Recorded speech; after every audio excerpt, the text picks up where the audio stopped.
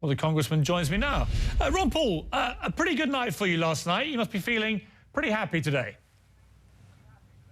Yeah, I think we did real well. It was essentially a three-way that came in first and gave us a chance to just have some momentum to go on. So I'm looking forward to New Hampshire. And, you know, we did real well in certain groups, and people dissect this out all the time. And I think most people knew that I would do real well with the people, you know, under 30, and I did extremely well there. I did real well with the independent groups, too. And that means that the interest in what I'm talking about is very broad-based. A lot of Republicans, independents, and even Democrats that come out to our rallies. So therefore, I think we're presenting a program that should be appealing to all Americans. I mean, what was really fascinating, because I was down at the CNN HQ in Atlanta watching the dramatic scenes unfurl right through the night. And it was clear that one thing was constant, which is that you, and I say this with great respect, the oldest candidate by some margin, was attracting the largest amount of young action on social media, Twitter, Facebook, and so on. You have got this extraordinary appeal to the youth. What do you put that down to? I don't know. I'm very pleased with it. I keep trying to figure it out. I ask a lot of questions to the young people, and they give me different answers. They're always very complimentary. Sometimes it's just that it sounds like you're the only one telling us the truth. It sounds like you will obey the Constitution and you'll vote by yourself if you have to.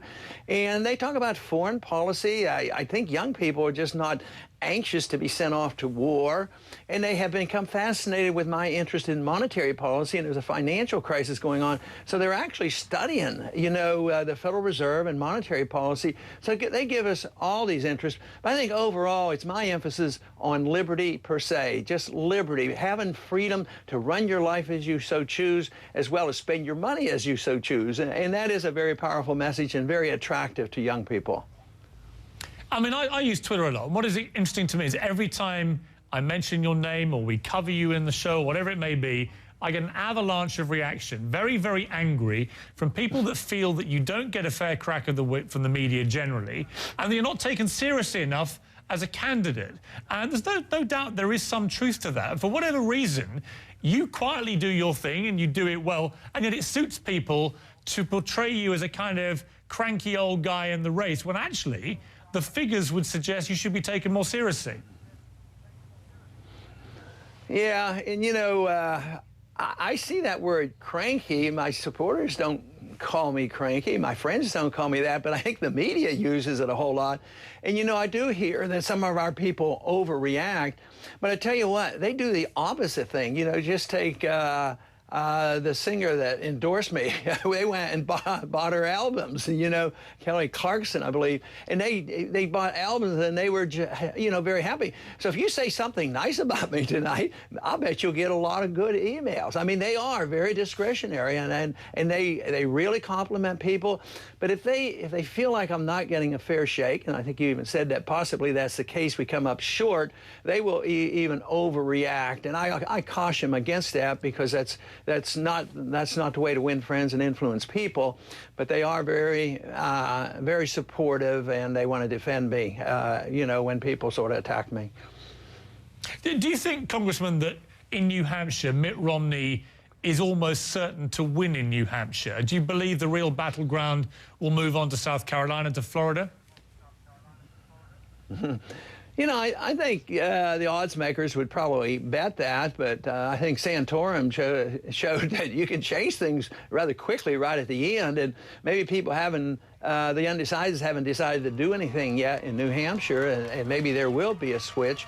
Actually, in New Hampshire, you know, you can get Republicans, Independents, and Democrats coming over, and no, I'm sorry, I don't think you can have the Democrats. But the independent vote, there's more independents than others that can come in there. So there are some unknowns, but I think the odds maker would say that he does. It's his home state. He lives there.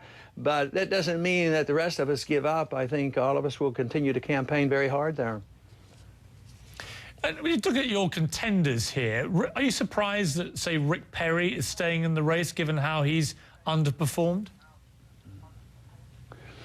Well, I haven't concentrated on what he should do or being surprised or not, but I am surprised that he wasn't able to sustain, his burst onto the scene where he was riding high in the polls. Back then I would have guessed that he would have been neck and neck with Mitt Romney. So I was surprised that he didn't stay up there, but I don't have a strong opinion one way or the other, whether he sticks in or not. But he must be calculating that, South Carolina is his place to take a stand, because I don't think he's doing a whole lot, and I don't think his numbers are that good up in New Hampshire. But I have trouble keeping up with my own campaign, let alone what exactly their strategy is. Let's just turn to the two direct competitors who performed well with you last night, to Mitt Romney and to Rick Santorum. Rick Santorum played a pretty clever game. He just put all his eggs in Iowa. He went to 370-odd rallies in 99 counties. An amazing feat of endurance, if nothing else. I think he's earned his right to have his day in the sun. But as more scrutiny comes on him now, do you think he'll be able to withstand the inevitable media attention that he will now get for what many would say are policies which, in some cases, go to the more extreme right? Well, my criticism isn't that he's an extreme conservative. I think he spends way too much money.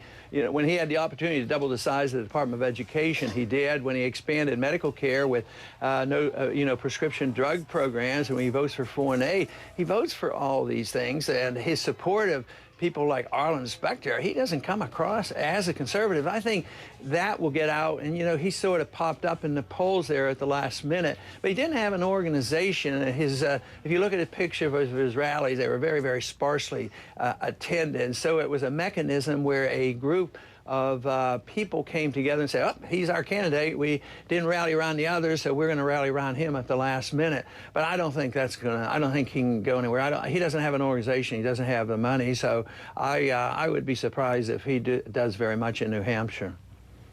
How did you react when he called you disgusting? I'm sorry, I missed that. What? How did you feel when Rick Santorum implied that you were disgusting? Oh, he called me disgusting. Well, I didn't hear him saying that. Maybe if I did, or in a debate, I could have had a spontaneous reaction. But those kind of terms, I think they lack in vocabulary. It's not very creative.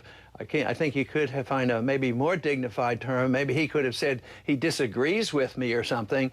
But I just don't see the purpose of that. But I haven't thought that through. I haven't talked to him about that, and I didn't hear him say that. I mean, clearly the gloves are coming off, I think, in terms of personal attacks. You've seen it from Mitt Romney through these packs towards Newt Gingrich. Newt Gingrich looks to me like somebody who's about to erupt back at Mitt Romney. You see Santorum whacking you, and you're whacking a few people. Is it time that this election gets real and inevitably gets ugly? Yeah, and it's probably the part of politics I never liked. And over the years, I have participated in using what people say are negative ads. But, if you point out what I just said about Santorum, I don't consider that being negative. I tell people that he votes for foreign aid, and that he supported No Child Left Behind. But no, that's the part that is more difficult for me, because I've been much more interested in changing the dialogue. I mean, my campaign and my platform is so much different. I'm talking about a change in foreign policy. I want to address the Federal Reserve. I want to cut spending. Nobody, I mean, whether it's Santorum or Gingrich or Romney, none of them really want to cut spending. They talk about the whole establishment, Democrat and Republican. They talk about cutting, but they're only talking about cutting proposed increases, and I want actual cuts. So those are the kind of policies that sometimes I find rather disgusting, that they won't deal with the issues. And I think that is so important. And yet I have tried to bring this up, but I don't think they address it in a serious manner. I deal a lot in protecting civil liberties and privacy, and talking about the Patriot Act, and I get good response for that. In the National Defense Authorization Act, this idea that the military can arrest an American citizen and held indefinitely without a lawyer, and nobody wants to talk about it. I mean, none of the other candidates even bring that up. So that is why our campaign is quite different. Let me take a short break, Congress. We come back and talk about your electability, because a lot of people say they like Ron Paul, they love your energy, they love the passion, the dynamism, but very few people actually believe you could become president. I'm sure that you do, and I want you to explain to me after the break why.